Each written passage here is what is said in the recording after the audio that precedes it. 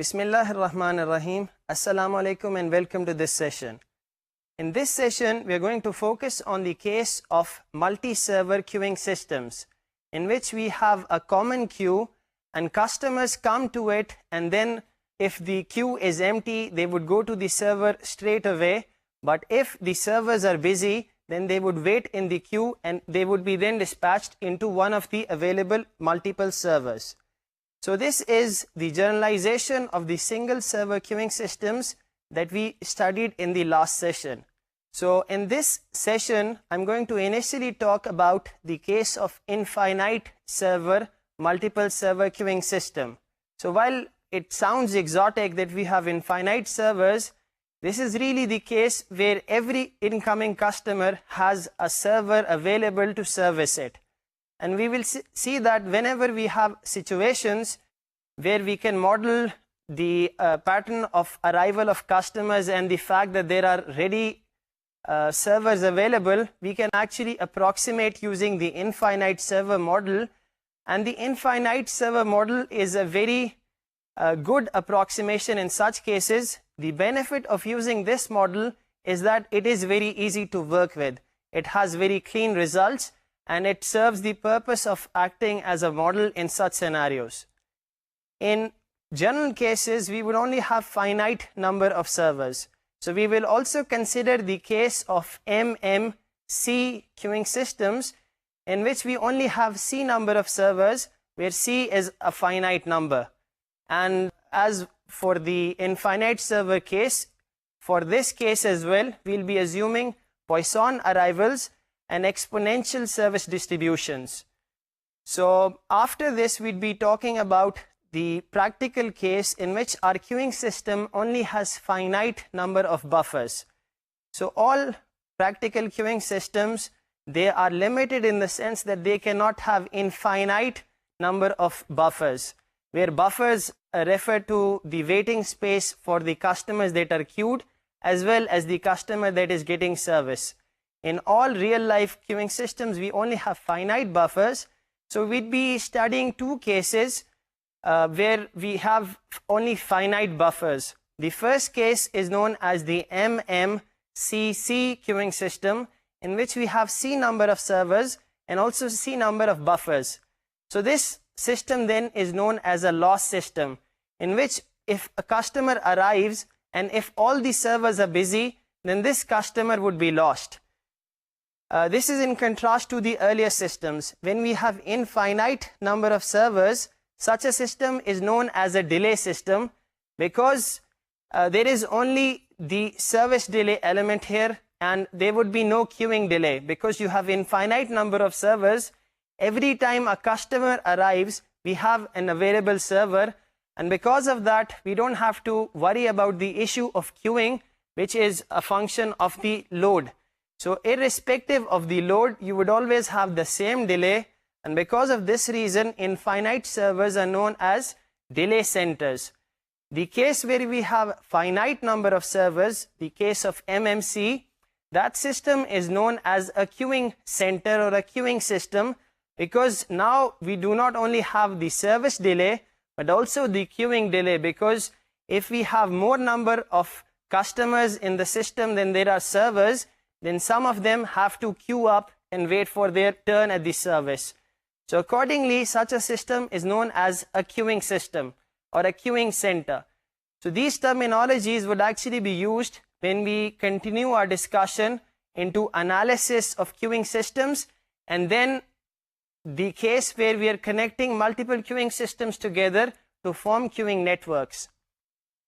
We're also going to consider the case of an MM1 queue, which we've already studied, limited by the fact that it only has K number of buffers. So this is then the special case of the MM1 queue, with the practical restriction that you only have finite number of buffers. And along the way, I'd be highlighting the commonalities, the similarities, as well as the differences between these four different kinds of queues. And by understanding them, we'll be able to get an insight into how multiple server and finite buffer systems work. So we start with the case of infinite server delay centers, the infinity case. An infinity queue is a queue that is always stable. Regardless of how many arrivals are coming, you always have enough servers available to service them. So the condition of ergodicity of an infinity queue is simply that lambda over mu should be less than infinity. So whenever you have mu not equal to 0, then regardless of how high the value of lambda is, then we would still have this condition being fulfilled and you have a stable system. Furthermore, in such a system, we don't have any queuing delays. All we have is the service delay. So please make note of this, that all the customers, when they come into the system, they are in the system, but they are not in the queue. They are in front of the server getting service. So for this server, how can we analyze the performance of such servers? How can we characterize the state probability distribution? So these are some of the things we'll be covering in this part of the session. We'll be covering the state probability distribution, how to calculate that, as well as performance measures of the infinity queue. I would like to highlight upfront that this is a very simple queue to analyze, and it is because of its simplicity that we actually use this model. Whenever we have the case that your number of customers, typical number of customers that arrive are less than the number of servers that you have, you can always use this model, and this model is a very simple model to work with. Okay, let's start to analyze this. If we have an infinity queue, then we can represent this as a birth-death process. And because this is infinite buffer queue, the number of states can be infinite. And the service rate at every state is dependent on the load on the system. So if you have a single customer in the system, you have a rate of mu. But if you have two customers in the system, you have a rate of 2 mu. To understand this, you can take the analogy of a motorway on which you have infinite number of toll booths in a toll plaza. So when a single car comes to this toll plaza, it does not matter how many toll booths we have. It can only be processed at the service rate of one of these servers, which is mu. But when two customers come in, they would be served at the combined rate of 2 mu, because now two servers can process the arriving customers, and so on. So we can understand this phenomena of infinite servers using this simple everyday example. So we see that the service rate is actually dependent on the load on the system. So how can we analyze it? We analyze it using the standard methods we developed for MM1. So we see that we can find very easily the expression of Pj, and we also know the fact that P0 plus P1 plus P2 plus all the probabilities of being in some state, they have to sum to 1. So this is an infinite series. And also make note of the fact that P1 is simply lambda over mu into P0. And P2 is simply this probability of being in state 1 multiplied by lambda by 2 mu. So we have the generalization expressed in the last line that you can see on the slide, that P0 is multiplied by the summation from I is equal to 0 to infinity, lambda over mu raised to I divided by I factorial. And if you note carefully, this expression is a standard expression. If we make use of the fact that j raised to I divided by I factorial summed over I is equal to 0 to infinity, if we have this infinite sum, this is simply equal to e raised to j. So using this formula, we can rewrite the earlier equation into P0 multiplied by e raised to lambda over mu is equal to 1. Or in other words, P0 is simply equal to e raised to minus lambda over mu. P0 expresses the probability of having an ideal system. And as mentioned earlier, this is a very, very important property of a system, because all the other state probabilities are actually derived from P0. So in this case, the derivation is very simple. We have a very simple closed form representation of P naught. It's simply equal to e raised to minus lambda over mu. So how can we then proceed forward to calculate Pj? We already know that Pj is just the product of P naught, and we also have lambda over mu raised to j over j factorial product that is being multiplied by this. So when we combine this, we get the state probability of having j customers in the system, or in other words, the Pj probability is simply equal to e raised to minus lambda over mu divided by j factorial multiplied by lambda over mu raised to j.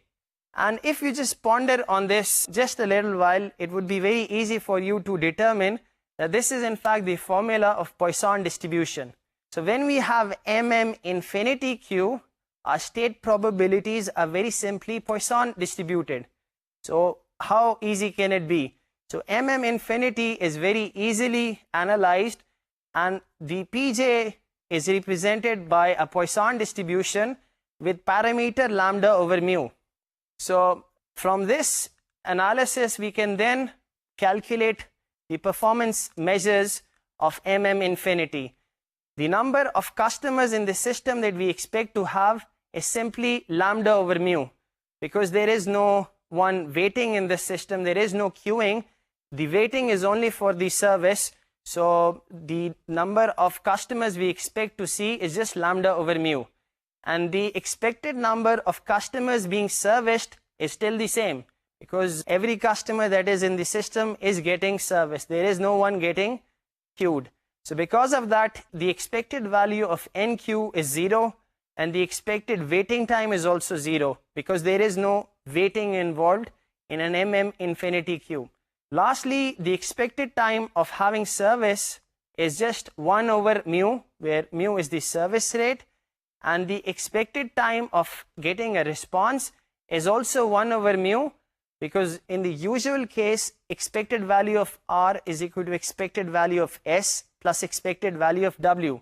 But w in this case is 0, and every customer just comes into the system, straight away goes to the server, gets service and gets out of the system.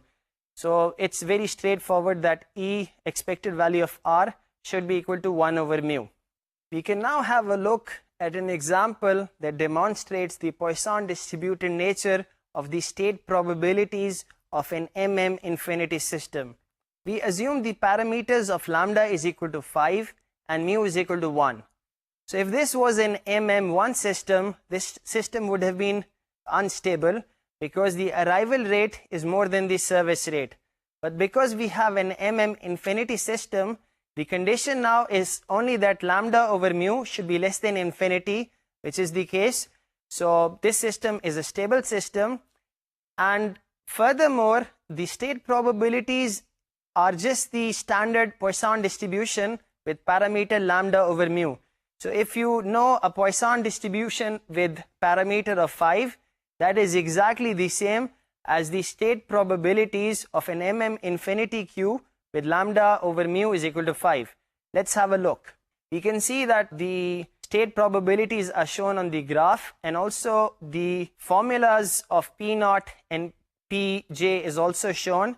And from that we see that this actually is just a Poisson distribution, and this tells us what is the proportion of time we expect to see different customers in the system. Okay, so let's now consider a concrete example after having a look at this graph. We consider a private bank in which customers arriving at the rate of 10 customers per hour. And we assume that we can model this bank as an infinity system. They have enough number of customer service representatives to service all the arrivals that would come.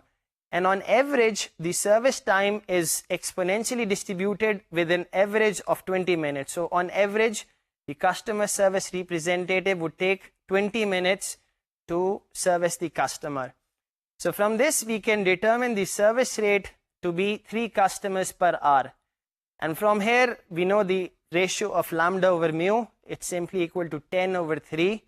The question being asked is that what is the probability that there are 5 customers in the bank at any point in the time?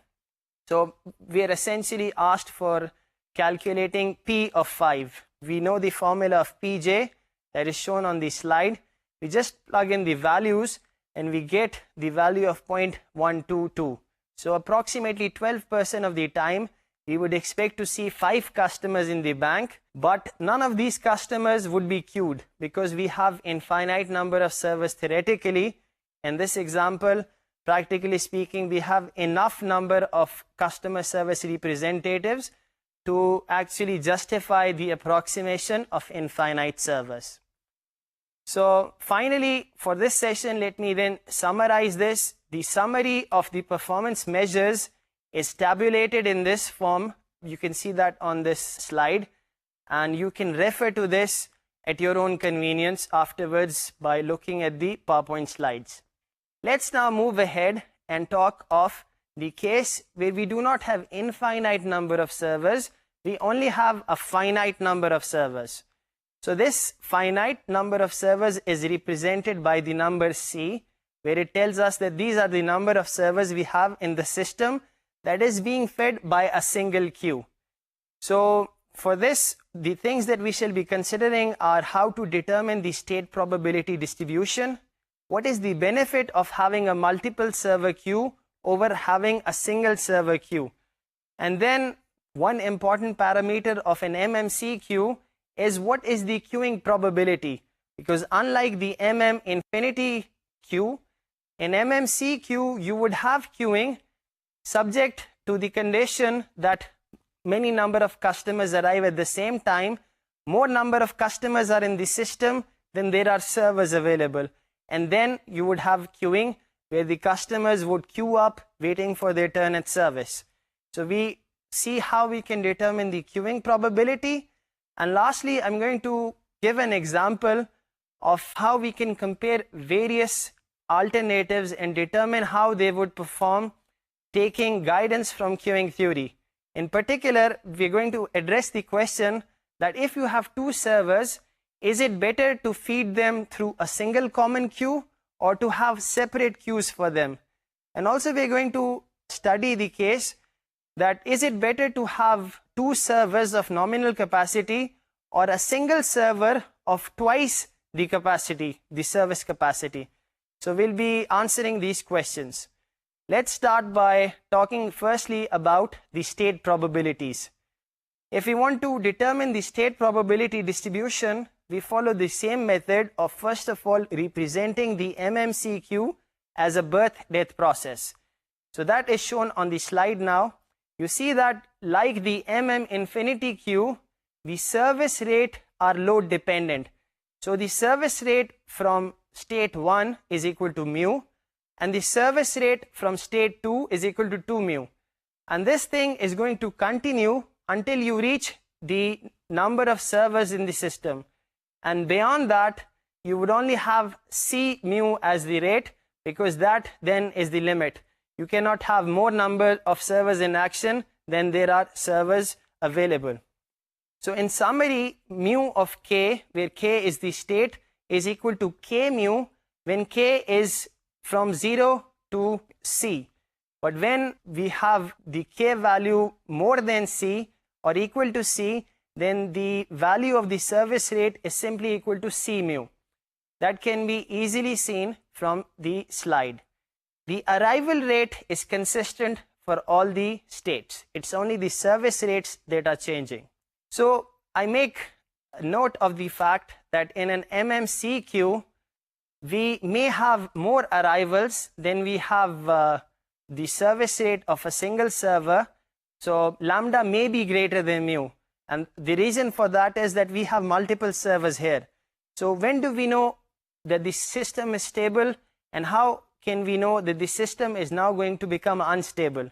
The condition for that is that we may have lambda more than equal to mu, but we must satisfy the condition for ergodicity to be true. The condition is that lambda over C mu should be less than 1. If that condition is met, then everything is fine and the system is stable. So instead of defining rho or the traffic intensity or utilization as lambda over mu, as we did for the case of MM1, we are going to define it as lambda over C mu. And this then captures the average load on each of the server. We cannot have lambda over mu as the utilization of every server, because lambda over mu can be greater than 1, and a server cannot be utilized more than 100%. So the value of rho that we choose and that we define is lambda over C mu, and the condition that we place is that lambda over C mu should be less than 1 for the system to be stable. Okay, now we can analyze the MMC queuing system after having defined rho. The probability of being in state K, P of K, is actually a function of whether K is less than or equal to C, or if it's greater than C. Because when we calculate P of K, and we make use of the fact that in the case of MM infinity, we assume that every successive state has an increasing rate, but that is not true here. We have increasing rate until we get to the number of servers, and beyond that we have constant rate, limited by the fact that we have finite number of servers. So from this we can see that Pk is determined differently when K is less than or equal to C, and it is measured differently when K is more than C. So when K is less than C, then this is how we were determining it earlier. So we had Pk is equal to P naught over lambda over mu raised to K divided by K factorial. The K factorial term captures that we have successively increasing rate. But when we have K more than C, then we have two products. The first product is over the term I is equal to 0 till C minus 1, and from then onwards we only have service rates of C mu, and for that we have different values of Pk. For K less than or equal to C, Pk is equal to P naught multiplied by rho raised to K multiplied by C raised to K divided by K factorial.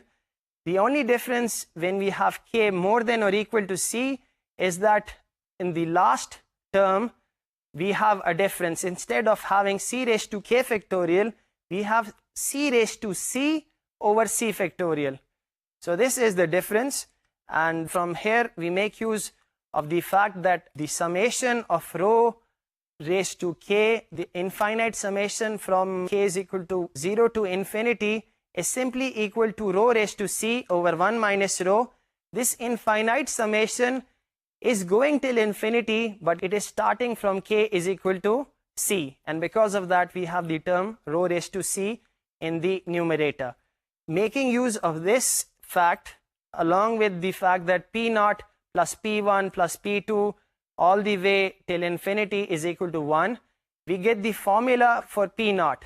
We make use of the fact that in every Pk we have the P naught term, so we can actually derive P naught from this as we derive for MM1 and other queues, and this then comes out to be 1 over, firstly we have the summation from K is equal to 0 to C minus 1, and we have C rho raised to K over K factorial, where C rho is simply lambda over mu.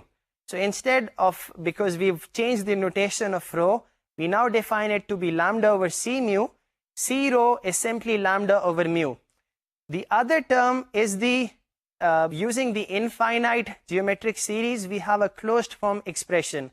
We have the expression of C rho raised to C over C factorial multiplied by 1 minus rho. So this then is the formula for P naught. This unfortunately is more complex than we had for the MM infinity server, and therefore you know the motivation of having MM infinity server then, because the formulas there are very clean. The formula here are a little more complicated. So we know the formula for P naught, we know the formula for Pk. We see that Pk also depends if K is less than equal to C or greater than C. So now we are in a position, after having determined the state probability distributions, of analyzing how a multi-server system would compare against a single server system. So first of all, let's examine the case where we have arrival rate being equal to 0.98 and mu is equal to 1. or in every case where you have rho is equal to 0.98, the utilization is very high, and therefore the state probability distribution would look like you can see on the screen. P naught is equal to 1 minus rho. Rho here is very high. So the probability of having an idle system is very, very low. Accordingly, because this probability of having idle system is in all PJs, all the other PJs would also have a low value, and you would have the probability distributed over a very wide range. So you would possibly have many customers in the system, and the expected value of customers in the system is relatively high. It's equal to 49. It's calculated as rho over 1 minus rho, and the expected value of waiting time is equal to 50, calculated as n over lambda using Little's law. So this is very high. We see that this system is performing very poorly, and that is always the case where you have the system being overloaded. 0.9 is rho is equal to 0.9 is the stage where the queuing system would be severely overloaded. Such a queuing system would really benefit if we can introduce another server into this system, making it from an MM1 server into an MM2 server. Let's analyze how things would change. So we see here that now the probability state distribution has become much better. You have a relatively high probability of having an idle system, and that is always an indication of an queuing system working well. P naught should be preferably not, it should not be a very low value. The system should periodically clear itself, and P naught just represents that. We see that most of the probabilities are of having either 0 customers in the queue, or 1 or 2, 3 or 5. The probability of having more customers in the system is very less, and accordingly we expect that the waiting time would reduce as well. So let's now calculate, using the formulas that we can see, the performance measures, and we see that the expected value of n calculated for the MM2 queue for lambda is equal to 0.98, mu is equal to 1, is just 1.29. So we only expect 1.29 customers in the system on average, which is very acceptable. It's quite a lot better than the statistic we had, the parameter we had for MM1. The expected waiting time is 1.32, which is again very better than the value we had earlier. So we then see the value and the utility of having multiple servers. So this can really help a system if you have an overloaded system, and this follows from intuition. If you have an overloaded system, it would always be better to have an extra hand helping you out. But using queuing theory and the MMC model, we can quantitatively analyze the benefit of having this extra server. A very important parameter in MMC queuing systems is the probability of queuing. That what is the probability that a customer would come and it would have to wait a while. So if we want to determine this, we know the formula of PK. The queuing probability is just the summation of all PKs for K is equal to C till infinity, because we have infinite buffers available. So essentially you can have more number of customers in the system than the number of servers available. If you have more number of customers in the system than are servers available, you would always have waiting. So from this we can calculate the probability of queuing, and we can express PQ as being the product of P naught and C raised to C over C factorial multiplied by the summation of rho raised to K, where K goes to infinity from the value of C. So this again is an infinite series, and we place the restriction that rho must be less than 1. If rho is less than 1, we have a closed form solution of this, and that is, as mentioned earlier, rho raised to C over 1 minus rho. We make use of that, we supply that into PQ, and then we have the formula of queuing. This queuing probability is in terms of P naught. So if we also write down P naught, we get this formula very famous formula which is known as Erlang-C formula. So this is in fact very famous in telephone industry for sizing up how much capacity to place in a telephone network. So using this formula, we can calculate the probability that an incoming call would have to wait. So while this looks formidable, but we've actually broken this down, we see that the part in the denominator is just P naught. And we calculated why we have the numerator part. This is the Erlang-C formula. And in literature, you may find this in an alternative form as well. So I thought I would point it out that in some books, we refer to C rho by an alternative notation. We represent C rho by a new term, which we call A, and then you would have a little different formula, which is still nonetheless essentially the same. Let me now summarize the performance measures of MMC. All of the performance measures are tabulated in this slide. We see that there are many things that we can calculate about an MMC system. We're not going to calculate any of these, except we note that the expected response time is the sum of the expected service time plus the probability of queuing multiplied by 1 over C mu minus lambda. This is a formula that we shall be using in an example that we'll be doing. So I'll leave the derivation of these formulas as an exercise. So let's now consider that example. Through that example, I want to consider various alternatives. And then I'd be answering the question which I had raised earlier, that is it better to have a single common queue feed multiple servers or to have independent queues for multiple servers? And also answer the question that is it better to have a single fast server or multiple servers whose aggregate is the same as the single fast server? So to put this into a more concrete form, let's consider an example. We consider the example in which a LAN has a printer, and now the number of jobs that are coming to this printer have become too many and we need to upgrade. So there are three alternatives that we consider. The first alternative is to buy a new printer of twice the capacity, printing capacity. So in effect, it would have the service rate twice the rate of the current printer. We have two other alternatives as well.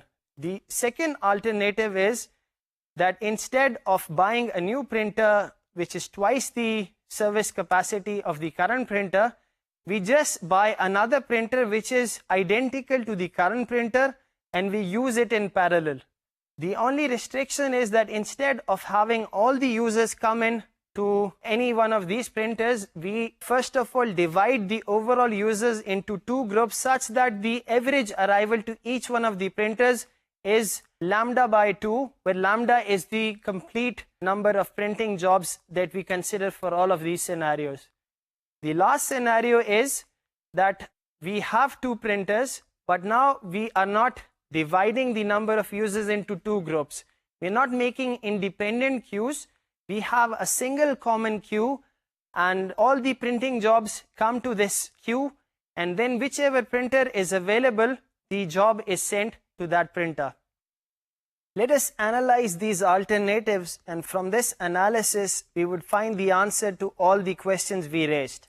So to model the fast printer, we model it using MM1 queue, and we say that the arrivals is the same as the original arrivals, except now the service rate is doubled. So if we represent the earlier service rate as mu, the new service rate is 2 mu. So the utilization then is equal to lambda over 2 mu, and in fact you would see that for all three alternatives the utilization would be the same, because the number of printing jobs is the same and the aggregate sum of all the printing capacity is the same. You have a single printer which is doubly fast, and then you have in the other two scenarios two printers of half the service capacity. So in effect the utilization would be the same, but we would derive that nonetheless. So for the MM1 queue with parameter lambda and 2 mu, if we analyze this, the expected response time is simply the expected service time divided by 1 minus rho. And in this case, the expected service time is simply 1 over 2 mu. So the formula that we have for the expected response time of the first alternative is 1 over 2 mu, and we also have an additional 1 minus rho term in the denominator, which captures the fact that the expected response time is also a function of utilization. For the second alternative, in which we have independent queues for both the printers, now we have divided the total printing jobs into two sets. So the arrival rate is now, instead of lambda, it's now lambda by 2. And the service rate is what it was originally. So because we have two parallel queues that are identical, we can analyze just one queue, and the response time of this one queue would be the same as the response queue of the other queue. So we focus on only one queue with these parameters of arrival is equal to lambda by 2 and the service rate is equal to mu. And if we calculate the expected response time for this queue, we use the same formula that the expected response time is equal to expected service time divided by 1 minus rho. This comes out to be 1 over mu multiplied by 1 minus rho, which is also in the denominator. So we see that straight away that the second option is twice as slow as option 1, always. Because in the first option, we had 2 factor in the denominator, which is not present in the second alternative. So for the first alternative, the expected response time would always be half of the response time of the second alternative. So we already know that is going to be better than this. Okay, now going to the case where we have a single common queue that is feeding into both these printers. So we model that as an MM2 queue, and that actually goes on to demonstrate the class of queuing systems that we have actually studied today. So this is like an MMC system where C is equal to 2. And for this, the expected response time is equal to the expected service time plus the expected waiting time in queue. And we're going to use the formula I highlighted, which was shown in the table. And the formula is that expected response time is equal to 1 over mu plus the probability of queuing divided by C mu minus lambda. So we now are going to see the extremes. The extreme where rho is a very low value and the other extreme where rho is a very high value. So we are going to see both the cases of extreme utilizations. So we see that when we have very low utilization, the performance of this queue is just like the second queue. This is just equal to 1 over mu. And when we have the condition where rho is equal to or very close to 1, the performance is actually identical to the performance of the first alternative. So we see that the third alternative is now interesting because it performs like the second alternative at low loads, and at high loads it is just like the fast processor or the fast server, the first option. We can understand this better by seeing this in a graphical form. In this graph, on the x-axis we have the utilization, and on the y-axis we have the normalized residence time, which is normalized by the service time. So let's now talk about the legends. We're going to refer to the case where a common queue is feeding multiple servers by simply MM2. When we have separate queue feeding the two multiple servers, we refer to it as 2 into MM1. And when we have the case that we have a single queue feeding into the server that is double the capacity of the other servers, we refer to it as MM1. So we have 3 different legends that we can see on the graph. We can see that the case of the first alternative, which was MM1, the fast server, is always better at low load. And at low load, the second and third alternative, the 2MM1 and the MM2, are essentially the same. They have the value of 1 over mu at rho is equal to 0, and they start together but the performance of MM2 is better than 2 MM1. The reason is that it is better to have a common queue feeding into multiple servers, because it is possible in the case where we have independent queues that one system is idle and the other one is overloaded. But you will not have that situation in a MM2 case. Okay, the more interesting case then arrives when we take row from 0.5 to 1, and we see that MM2 actually improves performance and it approaches the performance of MM1, the fast server, as row approaches 1. So at very high values of row, we see that MM2 performs twice as well as the parallel MM1 queues. So from this, we can draw some conclusions. The first conclusion that we can draw is that it is always better to have a single common queue feeding into multiple servers instead of having multiple queues for the multiple servers. The only reason this is not used in practice is because of psychological reasons. We don't want to wait in long lines which look apparently long, but the thing is, if we have a single common line feeding into multiple servers, in effect our response time would be less. And that is one thing that queuing theory tells us, as illustrated in this example. The other thing is that it is always better to have a single fastest server than to have multiple servers having the same aggregate capacity as the single fast server. And that also was seen in this example and also demonstrated in this graph. So we can take lesson from this, but also if having a server that is twice as fast is cost prohibitive, we see that another option is to use multiple servers and feed them through a common queue. Okay, so now we can move on to the third part of today's session, in which for the first time in this course, we're going to talk of the case where we have finite buffers. Up till now, for all the classes of queuing models that we've seen, we assume that we had infinite number of buffers. But all practical systems are bound in the sense that they only have finite space for storing the customers that are in service and the other customers that are waiting. So we have finite number of buffers and we represent the number of buffers available as k. So we represent this queuing class as MMCK, where we have C number of servers and K number of buffers. M and M represent the same thing, that we have Poisson arrivals and exponential service distributions. Since we have finite buffers, an important metric becomes the blocking probability. That what is the probability that a customer would come and you will have no space to accommodate that customer. Imagine you are the owner of a restaurant and you are sizing up what should be the size of your waiting room.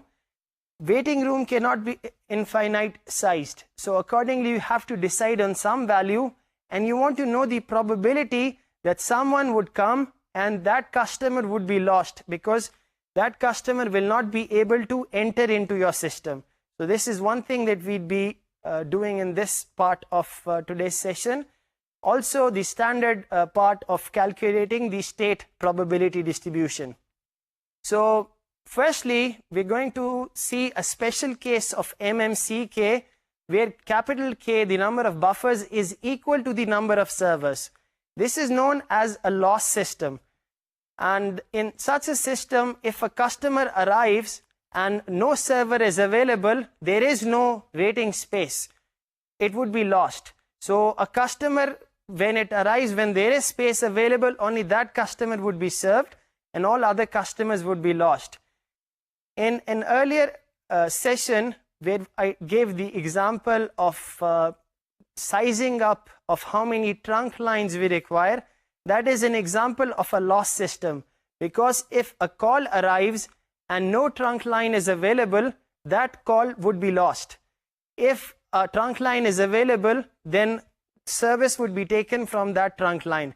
That is the kind of real system we can model using this MMCC model. Okay, let's now calculate the probability state distribution, and we calculate first of all, let's see the representation of the birth-death process. This is like the infinity system, except that after C, there is no other state. There are no other transitions after state C, because we only have finite number of buffers that can only accommodate finite number of customers. So if you have C number of servers and C number of buffers, then you can only have a maximum state of C, which includes the customer in service. So Pj can be calculated as lambda over mu raised to j multiplied by P naught over j factorial. And this is essentially the same as the formula we had for infinity, except that the P naught term here is different. And that P naught term is different because the P naught is calculated using a finite sum. It's not an infinite series anymore because we only have finite number of states. But we would see that this distribution also has some similarity to the Poisson distribution that we had for the state probabilities of the infinity queuing model. Pj is only defined for j is equal to 0 till C, because there can be no more customers in this system. Okay, so Pj probability, we see that the j factor is present in the numerator of the probability function shown. Let us now calculate the blocking probability, which then becomes the most important metric and performance criteria of an MMC system. And we see the formula, which is known by the way as the Erlang B formula. This is simply the probability of being in C state. Because if we are in the Cth state, we cannot accept any more customers. In other words, if we have a full waiting room, we cannot accept any more customers. And the probability of having a full waiting room then becomes the blocking probability. This is, as mentioned, known as the Erlang B formula. This is quite famous, especially in the industry of teletraffic management, where we are sizing up how many trunks we require to service a particular city. Let us consider an example to demonstrate the Erlang B formula. This is the same example we saw in the earlier lecture where I was introducing queuing theory. And we talked of how many trunk lines we require to service a particular offered load. So in this case, lambda is equal to 5 per hour and mu is equal to 1 per hour. So we are actually going to calculate the blocking probability for a loss system in which we have 5 servers, and then I'm going to calculate the blocking probability where we have 11 servers. And we would see that for 11 servers, we would have a blocking probability of less than 1%. But for the case where we only have 5 number of servers, which is equal to the average demand, we would still have a relatively high blocking probability. So we see the way this thing is calculated, and this is the same Erlang B formula. The blocking probability for 5 trunk lines comes out to be 0.285, which is close to 28%. But the blocking probability of 11 trunk lines is just 1%. So we see that it's not sufficient to just provide for average demand. We need to give some headway for peak traffic to arrive and for the system to clear. And we also note that the steady state probabilities for such a loss system also approximates a Poisson distribution. This is known as a truncated Poisson distribution, and we will not have more number of states here shown than there are number of servers available, because in a loss system you only have as many buffers available as there are servers. Okay, lastly, I'm going to talk of the special case of an MM1 queue where we have finite number of buffers. Earlier we saw that for a MM1 queue, P naught is simply equal to 1 minus rho. But if we take into account that we have finite number of buffers, we would see that in fact for a finite buffered MM1 queue having k number of buffers, P naught is calculated differently. It is not only 1 minus rho, but it has an additional denominator term of 1 minus rho raised to capital K plus 1, which actually tells us that the probabilities are going to be higher than they would be for an MM1 system, because in an MM1 system there is no restriction. The number of customers may increase without bound. But in an MM1K system, if the system is full, then all incoming customers would be blocked. So accordingly, the customers that get into the system will get service, all others would be blocked. So effectively, the arrival rate is being throttled, and this is what allows the MM1K system to be stable. The probability state distribution for MM1Q is calculated as shown on the slide. It is equal to rho raised to j multiplied by 1 minus rho divided by 1 minus rho raised to k plus 1 when j is equal to 0 till k, for the case where rho is not equal to 1. But if rho is equal to 1, that we have constant probabilities for all the different number of states, and it's simply equal to 1 over k plus 1. Let me show you an example to demonstrate this, a graphical representation of what I've just stated. We see that if we have an MM1 5Q in which rho is equal to 0.5, then the distribution looks like as it is shown on the screen. You have a gradually decaying state probabilities. More chances of having an idle system are there. But if rho is equal to exactly 1, as mentioned, you have constant probabilities of being in any state. But when you have rho more than 1, we still have a stable system. And that is because of the blocking, that you are removing some of the arrivals, and the arrivals that get into this system do get service. So that is one important point, that MM1K Q is stable when lambda is greater than mu because of the blocking probability. And the effective arrival rate is simply 1 minus pk, where pk is the blocking probability multiplied by lambda. And it is always the case that this is less than mu. So let me wrap up this session by just recounting the important and salient points covered in today's session. We talked of the MM infinity model, the MMC model, and those models are important when we have a system that can be represented by a multi-server queuing system. And we also saw that if we have a finite buffered queuing system, then we need to take into account that some customers may be lost. And if we analyze such systems, we can find guidance about how to provision for such networks in which we have finite number of buffers. So that then concludes this session. I'll see you next time. Assalamu alaikum wa rahmatullah.